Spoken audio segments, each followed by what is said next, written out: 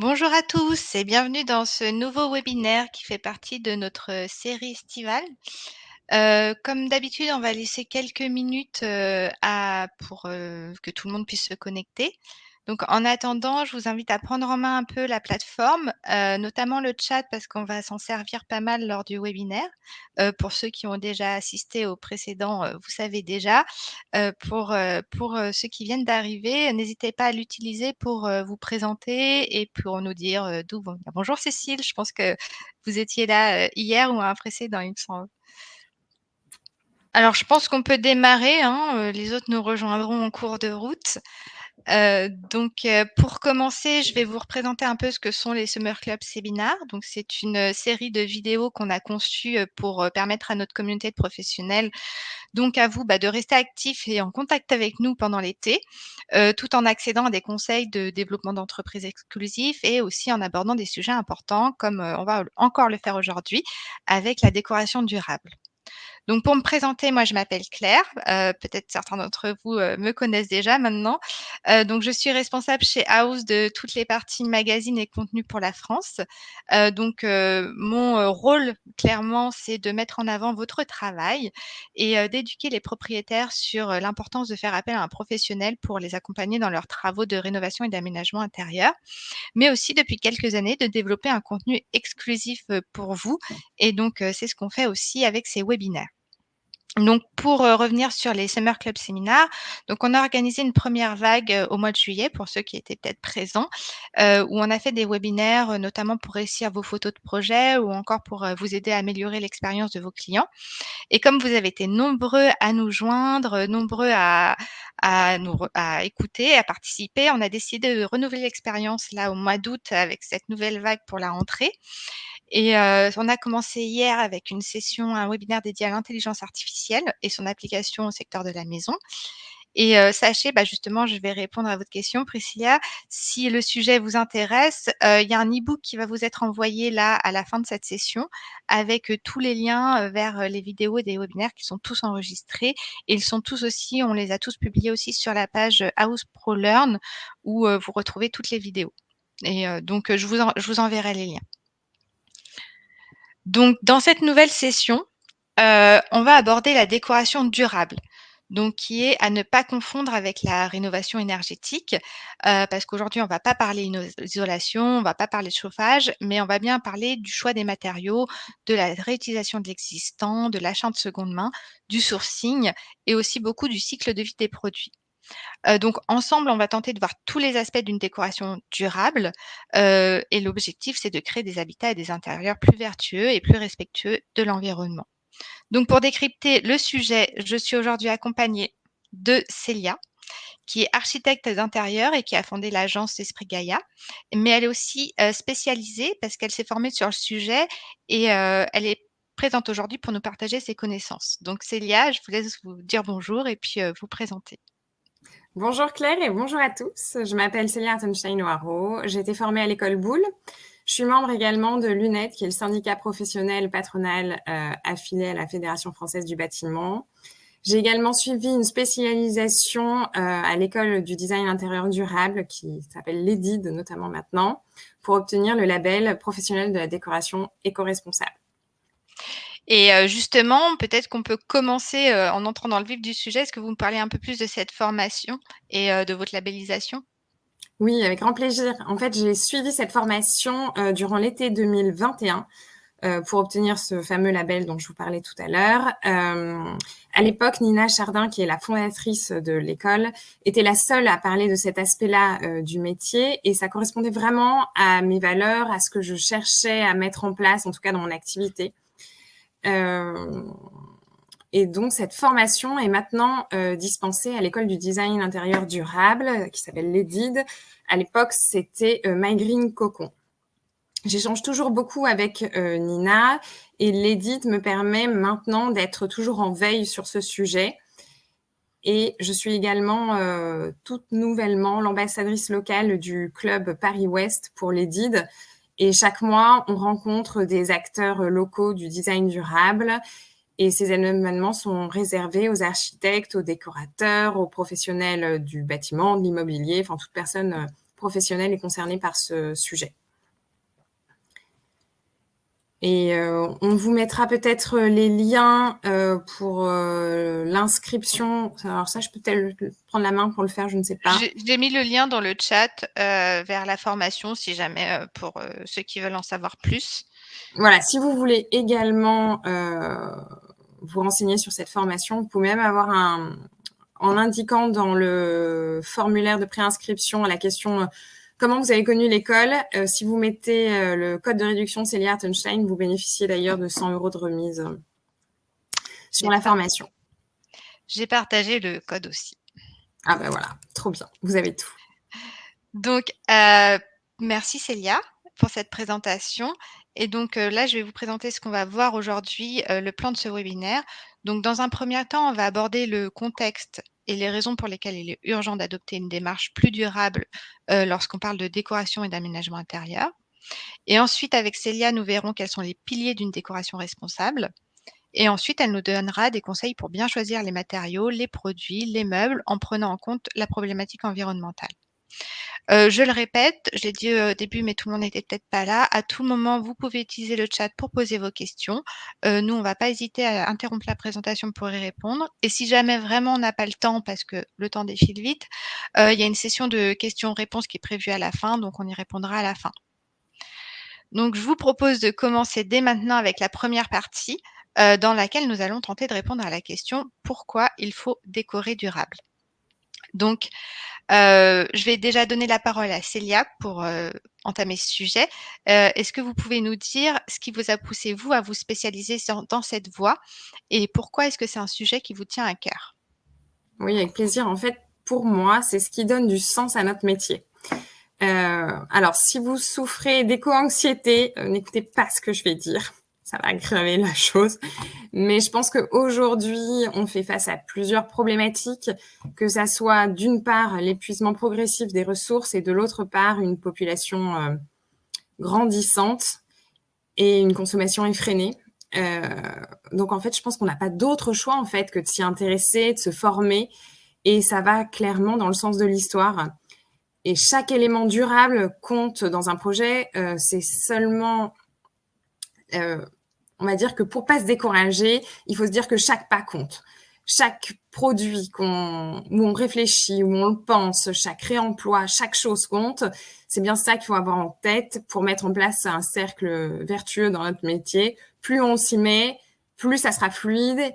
Et il n'y a pas, c'est pas noir ou blanc. Il n'y a pas des projets d'un côté qui ne sont pas durables et d'autres des projets qui sont durables. Ce qui compte, c'est s'y mettre, se former, avoir envie, être volontaire sur le sujet. Et puis, je pense en plus que ça correspond aussi à la demande grandissante de nos clients. Et donc, plus on sera à s'y mettre, à réfléchir sur le sujet, plus on pourra aller plus loin tous ensemble. Alors, je rebondis sur ce dernier point, parce que c'est vrai que nous aussi, on le remarque, chez House, que c'est un sujet qui touche de plus en plus les clients, parce qu'ils prennent progressivement, ça se fait peut-être trop lentement, mais en tout cas, ils prennent conscience de l'urgence environnementale et ils sont prêts maintenant à faire des choix un peu plus durables, même si ces derniers sont même si, il y a quand même la question du budget qui se pose parfois. Et nous, on fait des études chez House et c'est là qu'on l'observe réellement. C'est notamment d'autant plus vrai chez les jeunes propriétaires qui sont aussi vos clients de demain, car on a une récente étude qui montre que 41 des 25-39 ans qui entreprennent des travaux de rénovation cherchent à améliorer l'efficacité énergétique de leur logement. Alors, c'est pas exactement le même sujet, mais ça montre bien qu'ils sont sensibles à l'environnement, même si ça ne concerne pas spécifiquement la décoration. On voit quand même qu'il y a un intérêt grandissant de la part des jeunes générations et même des autres. Et toujours en lien avec ces nouvelles attentes, on a une autre étude qu'on a fait, là juste avant l'été sur les tendances émergentes pour 2025, qui nous a montré que les matériaux naturels sont de plus en plus recherchés par les clients. Donc c'est pas forcément, ça fait pas tout pour une décoration responsable, mais encore une fois, ça montre un certain intérêt. Et dans cette étude, en fait, ce qu'on a fait, c'est qu'on a analysé l'évolution des mots-clés qui sont recherchés sur House et on a remarqué des pourcentages de hausse qui sont très parlants en ce qui concerne les matériaux naturels. Par exemple, on a eu plus 98% pour le bois, plus 80% pour le travertin, plus 70% pour la 78% pardon, pour la pierre, plus 69% pour le marbre et plus 52% pour le zélige. Célia, est-ce que vous observez aussi cette prise de conscience auprès de vos clients? Et aussi pour les personnes qui nous suivent, n'hésitez pas à mettre nous faire part de votre expérience dans le chat. Alors tout à fait. Moi, je pense que peut-être ma réponse est un peu biaisée parce que comme je communique beaucoup sur le sujet, je dirais que 3/4 des clients qui viennent vers moi sont intéressés par ce sujet. Et pour les autres, je me dis qu'en fait, mon rôle, c'est de leur expliquer les différences pour les amener à faire un choix éclairé pour leur projet, que ça soit durable ou non, mais au moins, mon rôle, c'est de leur présenter, de leur expliquer. Donc, maintenant qu'on a posé un peu ce contexte, bon, c'est des choses qu'on sait tous, hein, il y a une urgence environnementale. On sait tous aussi que les clients aussi, il y a un intérêt grandissant. Donc maintenant, on va voir comment répondre à ces nouvelles attentes des clients et ou comment amener aussi le sujet s'ils ne sont pas demandeurs, comment amener le sujet auprès des clients si pour les professionnels qui voudraient se positionner dessus. C'est ce qu'on va détailler dans la seconde partie de webinaire. Et en amont, moi, du webinaire, j'ai demandé à Célia de me dire quels sont les 3 piliers, selon elle, d'une décoration responsable. Alors, avant de vous donner la réponse, je vais vous la poser à vous qui nous écoutez. Est-ce que vous pouvez me dire dans le chat quels sont, selon vous, les 3 piliers d'une décoration responsable? Alors, on compte sur vous, hein, vous pouvez être On créatif. vous laisse quelques minutes, pour répondre et après, je vous dévoilerai les réponses de Célia.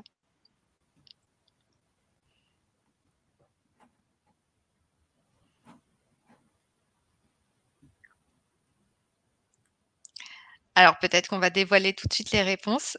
Bon, allons-y alors. Allons-y. Donc le premier, mise en valeur de l'existant. Je pense qu'on a un petit décalage. Mise en valeur de l'existant, ça en fait partie effectivement. Sans COV, matériaux locaux, voilà, ça arrive. Cycle de vie du produit, Ah voilà, réemploi. super!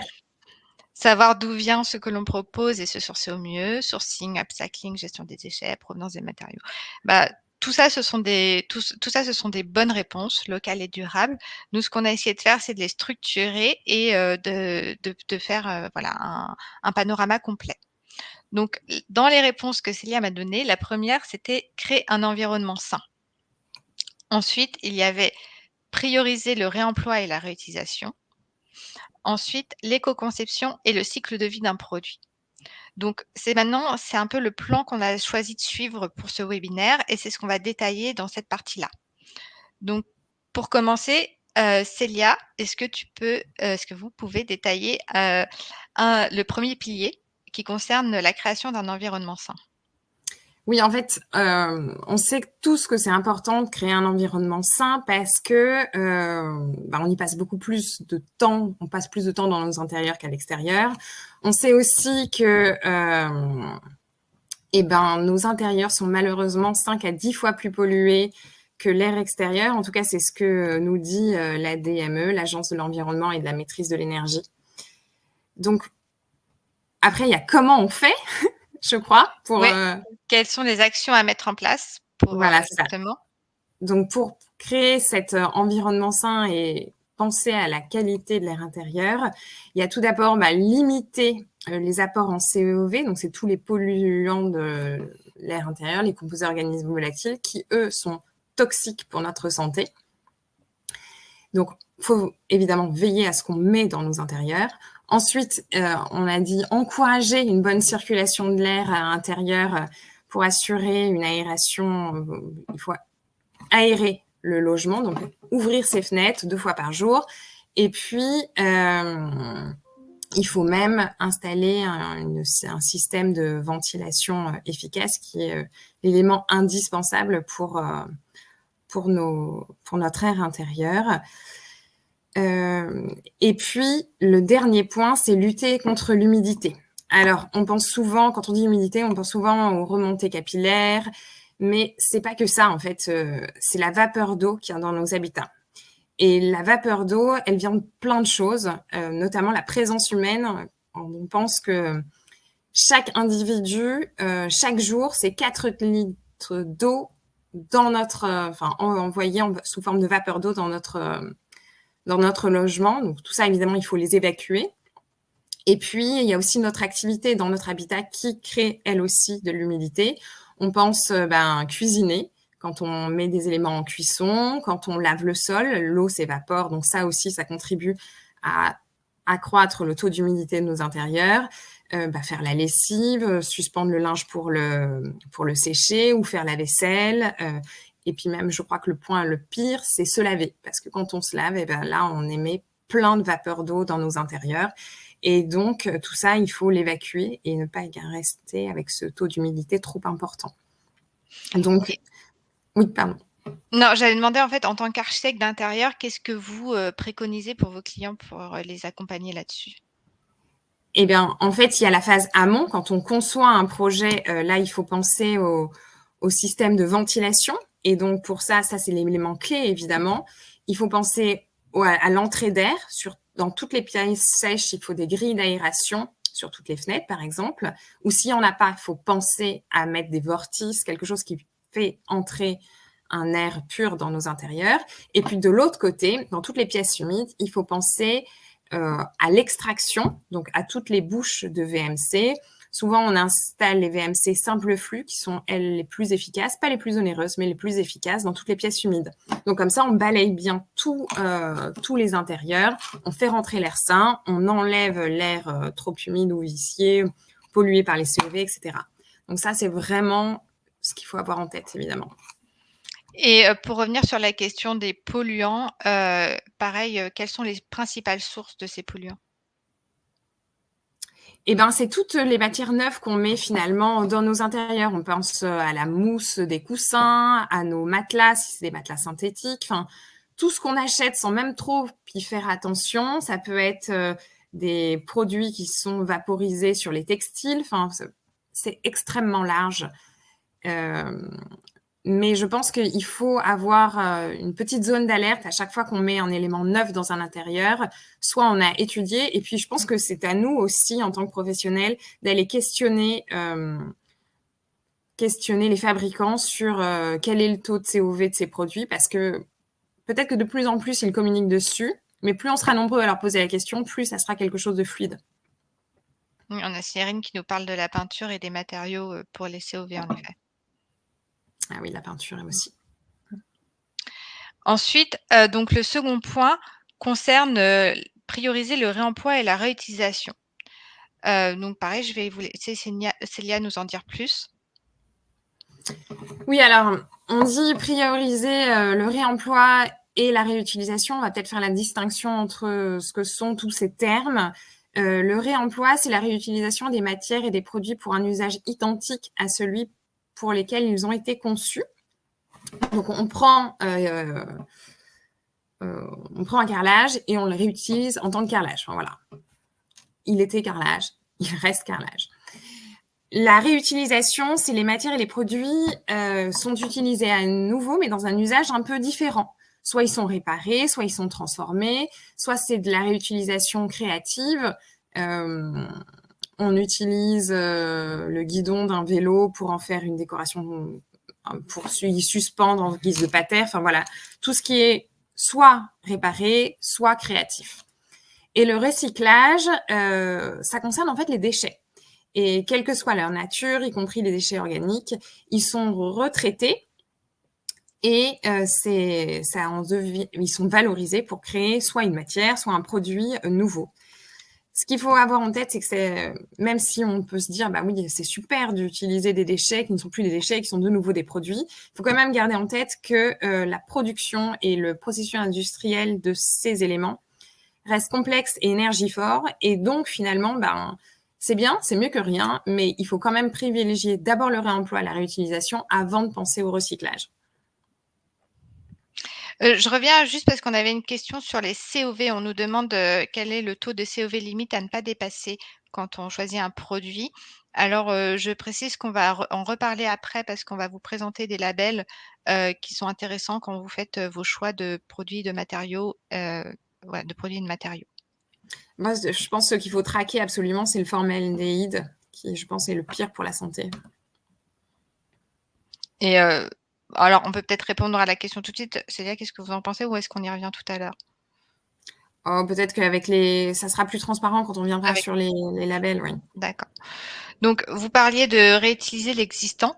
Est-ce que vous pensez qu'il est toujours préférable de réutiliser l'existant?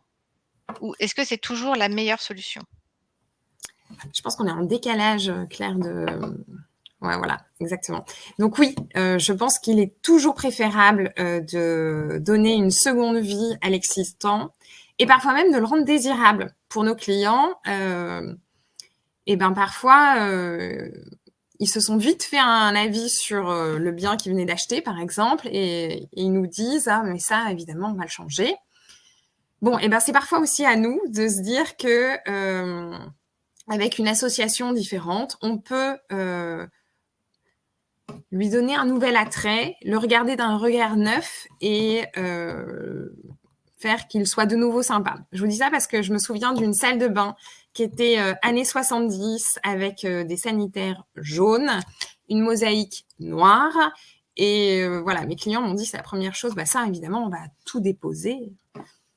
Et ben finalement, en leur présentant dans la conception un papier peint avec un caractère fort qui est allié des couleurs complémentaires, et ben ça leur a permis d'avoir une salle de bain peut-être où ils se sont lâchés complètement, fun, avec du caractère, et où ils en sont très fiers maintenant. Donc comme quoi, voilà, le présenter sous une forme différente, et ben ça marche. Donc faut pas hésiter. Faire du nouveau avec l'ancien. Et Exactement. quand on parle de réutilisation, on pense aussi à la seconde main. Alors des fois, ça fait un peu peur parce que, c'est pas forcément facile à mettre en place dans un projet parce qu'il faut trouver la bonne affaire au bon moment. Qu'est-ce que vous en pensez? Est-ce que c'est quelque chose qui est plus accessible aujourd'hui? Alors, sans aucun doute, le marché de la seconde main est de plus en plus accessible pour tous d'ailleurs, que ça soit les brocantes, les sites en ligne, on pense à Celency qui a même mis en place une partie dédiée aux pros où vous leur dites en amont quel est votre projet, quel est votre concept, etc. Et ils vous accompagnent pour trouver les choses qui sont en vente au bon moment, qui correspondent à votre timing aussi. Vous pouvez aussi aller voir toutes les brocantes qui existent autour de chez vous, avec notamment la carte Opalis. Il y a les ressourceries, les Emmaüs, les comptes Instagram dédiés à la brocante. Il y en a plein, des très sympas aussi. Vous pouvez même leur demander en amont, bah voilà, par exemple, je cherche un trumeau en ce moment pour une cheminée. Il ne faut pas hésiter à échanger avec eux. Sur les fins de chantier aussi, je pense à Maison Carrel pour le carrelage, qui est vraiment top. Et puis, il faut aussi penser à nos chantiers, à nous, nos stocks supplémentaires. Qu'est-ce qu'on en fait? Ben voilà, c'est pas parce qu'on a commandé plus, si on peut pas les retourner, etc. Qu'est-ce qu'on fait de ce matériel en plus? Comment on le remet sur le circuit finalement pour que ça en profite à d'autres? Et donc, bah, pour ça, vous avez Bonne Manière, Battery Cube, Cycle Up, Bacassia. Enfin, vous avez plein de choses. Et c'est comme tout, en fait, il faut s'y mettre. Et puis, quand on s'y met, on découvre qu'il y a aussi plein de choses à faire. Alors, j'ai partagé le lien, dans le chat de Opalis et j'ai aussi un lien, où vous avez rédigé un article justement avec les meilleurs comptes Instagram pour chiner, que je Oui, partage exactement. également, dans le chat. Ouais, qui est visible sur mon blog, en fait. Donc, une fois qu'on a réutilisé, bon, forcément, on peut pas tout trouver, donc il faut bien à un moment, acheter des nouveaux produits, acheter des nouveaux matériaux. Donc là, la question qui se pose, c'est comment on fait pour choisir des produits avec le plus faible impact possible sur l'environnement?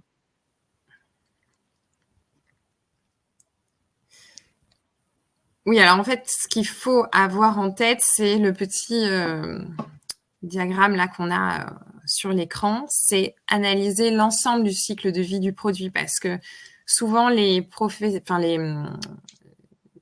entreprises nous mettent en avant ce que eux jugent durable, écologique dans leurs produits, et ça peut concerner une toute petite partie de ce cycle de vie du produit.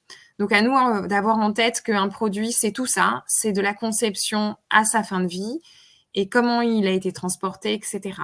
Et je pense que si à chaque fois on se pose la question, ça nous évite de tomber dans le panneau du greenwashing déjà. Et puis, ça nous permet, là aussi, de faire des choix éclairés, de se dire, bon, parfois, on peut pas faire parfait partout, mais au moins, on a bien regardé tous ces aspects-là du cycle de vie du produit. On a une question qui nous est arrivée, sur le fait d'utiliser des matériaux et éléments de seconde main, où il y a Cyrine qui nous dit: «Le problème, c'est la garantie pour ces matériaux et fournitures». Donc vous, comment vous faites, pour vos projets? En fait, il faut poser la question en amont, ça c'est sûr. Et puis, il faut surtout lire, je pense, les fiches techniques, parce qu'en général, vous avez quand même tout est écrit sur l'entretien du produit, l'utilisation du produit.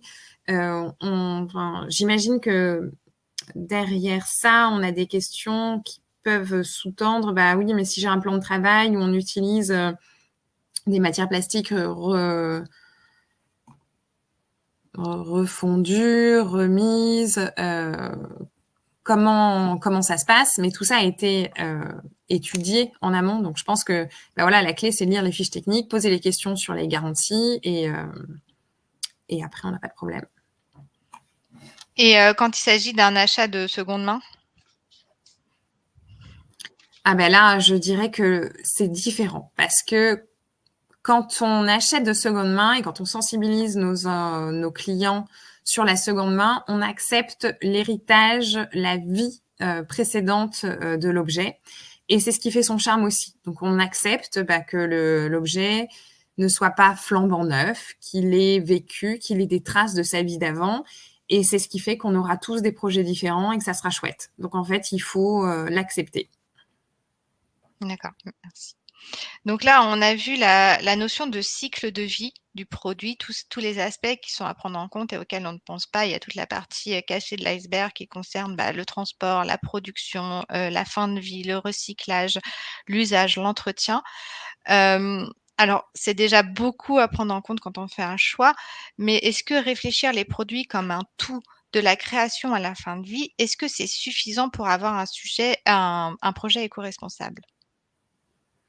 Eh ben non, c'est triste ce que je vais vous dire, mais même si 100% de notre consommation était composée que de produits neufs, parfaitement écologiques, ça ne suffirait pas parce que on surconsomme finalement. Et donc, d'un point de vue environnemental, les ressources sont limitées et donc ça ne suffirait pas.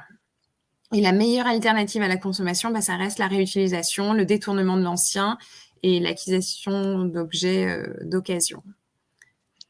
C'est pour ça qu'on peut un peu résumer cette partie en disant que, en fait, les 3 piliers qu'on vient de détailler, ils fonctionnent pas les uns sans les autres.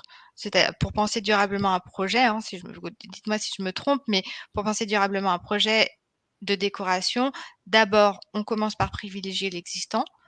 Ensuite, on cherche, de bonnes occasions pour recycler, pour, trouver des produits de seconde main et ensuite seulement, on achète ce qu'il manque, c'est ça? Exactement. En fait, ouais, c'est une méthodologie qu'on doit avoir en tête et c'est ce qui nous permet d'aller peut-être de plus en plus loin sur chacun de nos projets. D'accord. Donc ce qui nous mène naturellement, en fait, à la dernière étape du webinaire, parce qu'une fois qu'on a justement, réutilisé au maximum l'existant, une fois qu'on a cherché des alternatives en seconde main pour répondre aux besoins, et maintenant il faut acheter du nouveau et comment on fait les bons choix en évitant tout ce qui est greenwashing? Donc c'est justement le sujet de la dernière partie de ce webinaire qui vise à vous donner des conseils pour bien choisir les matériaux et les éléments neufs que vous allez acheter pour vos projets. Donc pour entamer cette partie, moi j'avais envie de réutiliser cette citation qu'on a eue il y a quelques années en interviewant le directeur de Matériaux. Donc Matériaux, c'est une matériauthèque qui vise à répertorier et faire connaître les nouveaux matériaux et on a profité de cette interview, c'était il y a 2 ans, je crois. On lui a demandé qu'est-ce que c'était un matériau durable et il nous a répondu, en fait, qu'il n'existait pas de matériau durable et qu'il n'aimait pas ce terme parce que tout dépendait, en fait, de l'usage que l'on souhaitait en faire. Donc il fallait en prendre, au-delà de sa fabrication, de sa nature, il fallait prendre en compte sa fabrication, sa résistance aux conditions dans lesquelles il se trouvera, ses besoins en termes d'entretien et la durée de vie, qu'on attend de lui. Donc c'est beaucoup de choses, qui rentrent en compte. Célia, est-ce que vous êtes d'accord avec cette citation? Oui, c'est ça. Il n'y a vraiment pas de mauvais matériaux. Et puis, donc, ce que je disais quand on préparait ce webinaire, c'est que même parfois, l'usage du plastique se justifie parce que sur la durée, c'est ce qui va correspondre à la façon de vivre, à son utilisation et qui durera le plus longtemps. Donc, il faut rester ouvert, je pense. Et puis, c'est pour ça qu'il n'y a rien qui est soit tout blanc, soit tout noir. Et puis oui, il n'y a pas de mauvais matériaux. Alors, c'est vrai qu'en sachant tout cela, ça peut paraître, pas facile du tout de faire un choix éclairé. Donc c'est pour ça qu'on a préparé cette slide pour vous donner des éléments qui vous aideront à savoir si votre choix est durable. Donc le 1er point important, c'est de privilégier, comme on a déjà dit, les matériaux naturels pour ne pas prendre de risques, en fait. Parce que c'est pas pour rien que le bois, la pierre, la brique, le marbre, le rotin, la chaux, la laine, la terre cuite, en ce moment, ils ont le vent en poupe en matière de construction et de décoration. C'est parce que c'est les matériaux qui respectent peut-être le plus l'environnement. Ensuite, il faut se renseigner sur la provenance du matériau parce que, pour consommer durable, il faut s'assurer que le matériau est issu évidemment d'une ressource durablement renouvelable et ça, on va le voir après avec les labels qui peuvent vous aider à faire votre choix. Et il faut aussi s'assurer que le renouvellement ne s'effectue pas au détriment d'autres milieux naturels.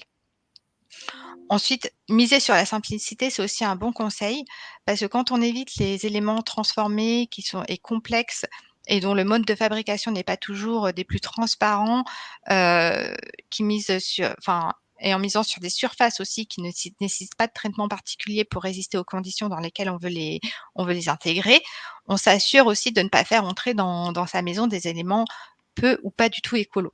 Par exemple, il peut être intéressant dans un meuble de choisir des meubles qui ne mélangent pas trop les matériaux, car ils sont plus faciles à recycler. Après, ce sera plus facile de séparer les matériaux pour les donner ensuite aux différentes filières de recyclage. Ensuite, on l'a vu, opter pour des matériaux sains. On évite tout produit susceptible de rejet toxique au cours de sa vie, y compris lors de son élimination, parce que ça, on n'y pense pas souvent. Et on le choisit avec le taux de CO2 le plus faible possible. Ce qui fait qu'on évite de polluer l'air ambiant aussi de son intérieur. Ensuite, prendre en compte la durée de vie. Donc, c'est-à-dire que plus un matériau sera résistant et durera dans le temps, plus son impact sur l'environnement sera naturellement réduit parce qu'on n'aura pas besoin de le renouveler rapidement. Donc, ça évitera la consommation d'énergie nécessaire à l'extraction d'une nouvelle matière première, à son transport, à sa transformation, à sa fabrication, à son entretien, mais aussi ça évitera l'épuisement de la matière première en question. Et enfin, il faut, ça c'est ce qu'on a vu avec le cycle de vie, penser à la fin de vie. Donc avant de choisir un matériau, on veille à ce qu'il soit recyclable ou réutilisable facilement, et il faut aussi qu'une filière existe pour le récupérer et le transformer. Donc pour ça, pour vous accompagner là-dedans, il y a plusieurs labels qui sont à connaître. Moi, je vais vous présenter les 3 principaux, mais Célia en a d'autres qui sont aussi très intéressants. Donc le 1er, c'est l'écolabel européen. Donc ça, c'est le label, officiel de l'Union européenne.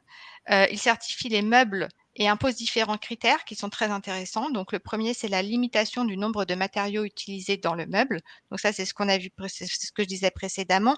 Moins on utilise de matériaux pour faire un meuble, plus il sera facile de le recycler, parce qu'il sera facile de séparer les différents matériaux pour les mettre dans une filière de recyclage. Ensuite, l'interdiction, la limitation de certaines substances dangereuses et impuretés, donc les COV, les métaux lourds, les substances cancérigènes, qui sont notamment présentes pas seulement dans les matériaux, mais aussi dans les adhésifs, dans les huiles, dans les vernis, dans les peintures et dans les plastiques. Aussi, il y a l'origine durable ou recyclée du bois. Ça, c'est encore, le label européen certifie ça également. L'interdiction du PVC et une garantie étendue à 5 ans. Donc là, c'est aussi ce qu'on a vu en disant qu'il fallait faire des choix de produits résistants, parce qu'on n'aura pas besoin de les changer, dans 5 ans, quoi, et avec cette garantie étendue, on s'assure de ça. Ensuite, il y a aussi, autre chose qui est très intéressant, c'est la mise à disposition des pièces de rechange pendant 5 ans à un coût défini. Donc ça veut dire que si on a besoin de réparer, l'élément, on pourra le faire dans les 5 années qui suivent l'achat. À côté de ça, on a le label nordique. Donc ça, c'est le label écologique des pays nordiques, qui permet aussi de reconnaître les meubles écologiques parce qu'il certifie donc que les matières premières sont durables et traçables. Oui, 5 ans, en effet, c'est pas beaucoup, mais là, on parle de labellisation, donc je pense que ça pourrait être, élevé. Peut-être que ça arrivera un jour. Après, sur les écolabels nordiques, ils limitent aussi ou interdisent carrément certaines substances dangereuses. Donc là, on reparle des COV, des formaldéhydes, des nanoparticules, tout ce qui peut être dangereux. L'interdiction du PVC également. Et ce qui est intéressant avec ce label aussi, c'est qu'il s'assure que la consommation d'énergie est raisonnée pour les productions. Et la garantie, c'est la même, c'est 5 ans. Il s'assure que la garantie du produit est de minimum 5 ans. Ensuite, le dernier que je vais vous présenter, moi, c'est la norme NF Environnement. Donc, la norme NF Environnement, c'est un label français qui certifie également l'ameublement. Donc, par exemple, parmi tout ce qu'il certifie, donc il impose des matières premières durables, notamment pour le bois ou faciles à recycler. Il limite aussi ou interdit les substances dangereuses ou à risque, donc comme tous les labels. Et ce qu'il fait aussi qui est intéressant, c'est qu'il optimise les emballages. Enfin, il s'assure que les emballages soient optimisés pour éviter l'encombrement et les déchets. Et encore une fois, c'est la même durée pour les garanties. Pour les garanties, c'est 5 ans, que ce soit la garantie du produit et aussi la disponibilité des pièces pour la réparation au cas où. Donc, Célia, je vais vous redonner la parole pour nous dire comment vous faites pour choisir des éléments de mobilier respectueux de l'environnement. Oui, on reparlera des autres labels juste après, mais là sur ce focus sur le mobilier respectueux, les éléments qu'on voulait mettre en avant, c'est de penser à la qualité globale du mobilier, évidemment, mais aussi son esthétique, c'est-à-dire quelque chose qui nous séduira longtemps et pas juste quelque chose qui soit un effet de mode. On parle d'un mobilier non toxique. Là, évidemment, ça fait référence à la qualité de l'air intérieur. Un mobilier utile, il faut que, évidemment, ça réponde à un besoin, qu'il soit composé de matériaux durables, écologiques ou de matières premières brutes, peut-être, avec une utilisation optimale de ces fameuses matières premières. Un mobilier produit localement, ça, on n'y pense pas souvent, mais je pense que connaître les savoir-faire de nos régions, c'est quelque chose qu'il faut creuser. Une fabrication artisanale ou éthique, ça, évidemment, c'est le top. Un emballage minimal, parce que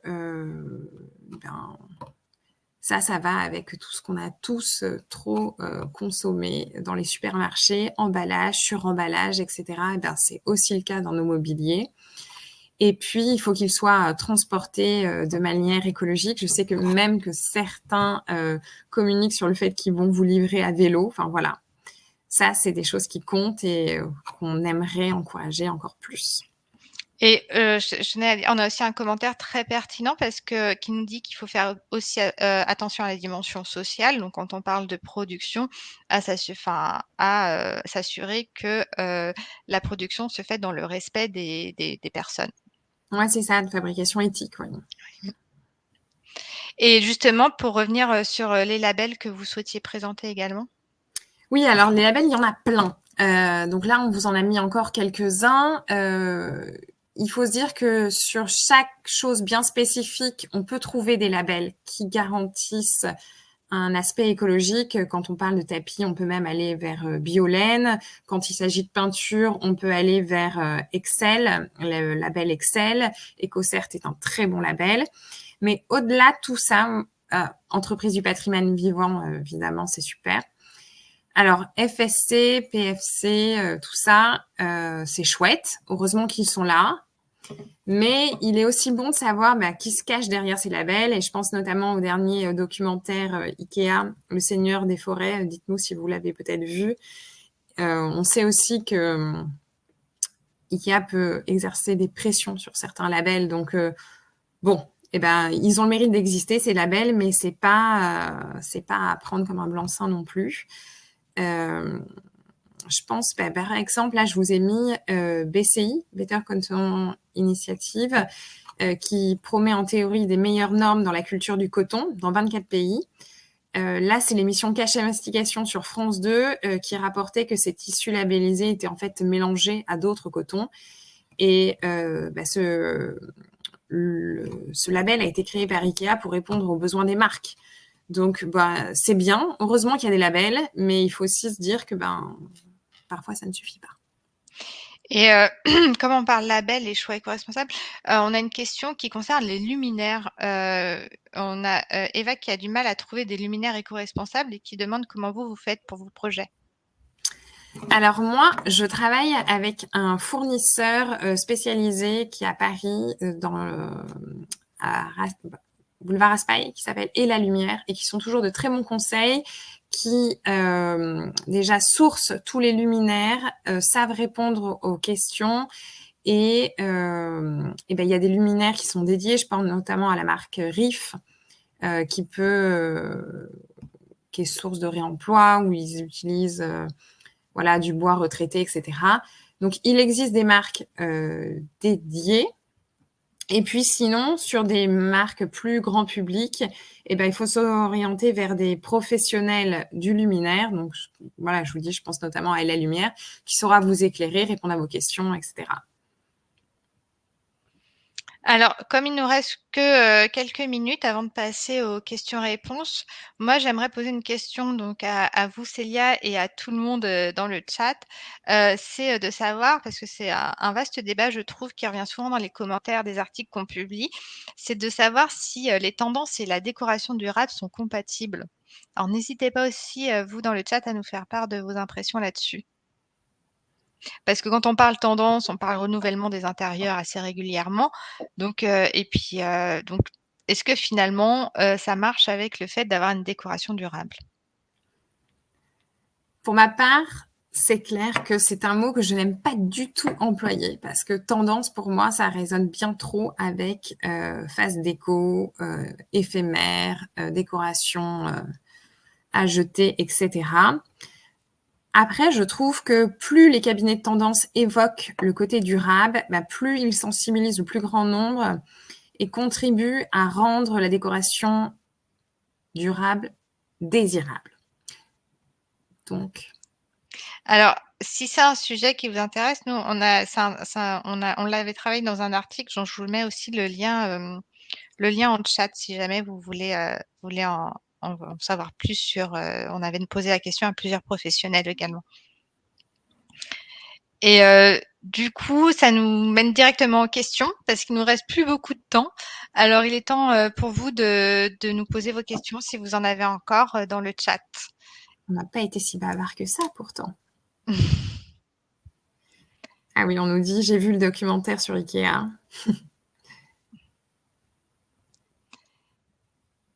Et je vais vous mettre également, j'avais noté des liens pour aller plus loin, des liens d'articles qu'on a publiés, sachant que j'ai mis beaucoup de liens tout du long du webinaire.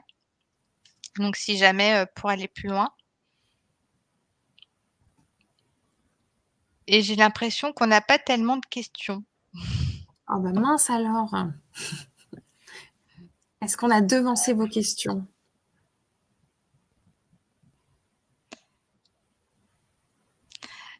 Ah, voilà, ça arrive. Je pense qu'il y a toujours un petit décalage aussi. Alors, comment sensibiliser les clients autant que cela prend de choisir des matériaux de seconde main? Il faut l'intégrer dès la conception, en fait. Il ne faut pas attendre d'être sur la phase travaux, mais dès la phase conception, l'intégrer dans la réflexion globale et le choix. Donc, en parler le plus tôt possible. Je pense que dès le cahier des charges, on évoque le sujet et ensuite on sait si on le met ou pas par la suite. Et on a aussi Romane qui vous demande de réexpliquer comment, en tant qu'architecte d'intérieur, vous gérez tout ce qui est ventilation et vous parlez de VMC. Ah oui, alors j'ai évoqué rapidement, mais peut-être je vais le redire. Pour moi, la clé pour bien brasser l'air intérieur, c'est de veiller à ce qu'il y ait des entrées d'air sur toutes les menuiseries extérieures, donc les fameuses grilles d'aération sur toutes les fenêtres des pièces sèches. Si c'est pas le cas, il faut poser un vortice pour que l'air sain rentre. Je dis ça parce que souvent, les réhabilitations qui ont été faites dans les années 70, 80, les fenêtres ont été posées sans grille d'aération. Donc, il faut vérifier qu'il y ait ces fameuses grilles d'aération.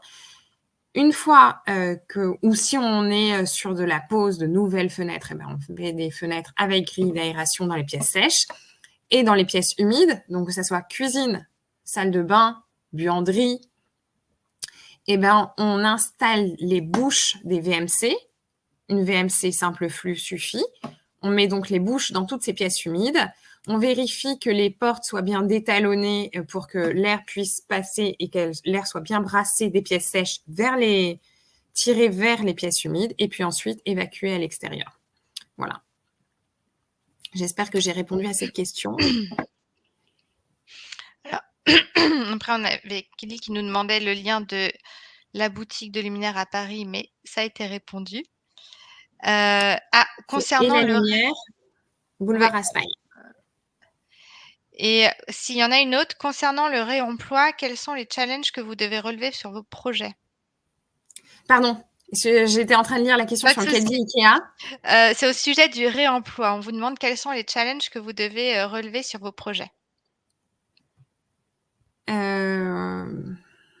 Pour le réemploi, c'est convaincre. C'est peut-être que je pense que plus on s'y met, plus nous, on détecte le potentiel en visitant un lieu, en se disant, ça, il faut le conserver ou il faut l'utiliser ailleurs dans une autre pièce, mais voilà, il faut pas que ça parte à la poubelle. Et je pense que plus on le fait, plus on a un œil sensibilisé sur le sujet, ce qui n'est pas forcément le cas de nos clients qui arrivent avec un regard neuf et puis un regard de professionnel. Donc, il ne faut pas hésiter et puis il faut s'y mettre. Hein.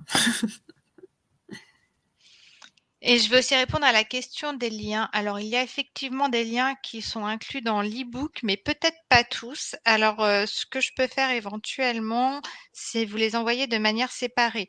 Mais sachez que de toute manière, le webinaire, il est enregistré et il sera publié, il sera tout à fait accessible si jamais vous avez besoin de le réécouter. Et je peux voir pour vous envoyer les liens. Et c'est nous qui vous remercions.